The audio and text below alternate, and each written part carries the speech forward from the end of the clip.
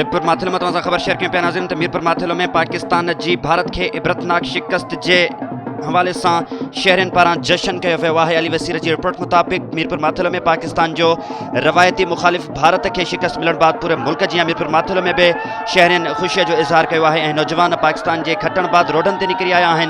दुहल दमामन से रक्स किया पियो वने। पाकिस्तान जिंदाबाद जा नारा पिण लगाया पिया वनन जडे त शहरन तरफा दुहल के थाप से रक्स किया पियो वने।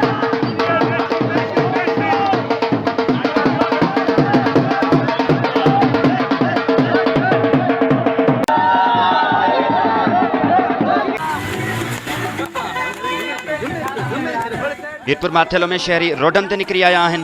पाकिस्तान की तारीखी फतह से जश्न किया पियो वने।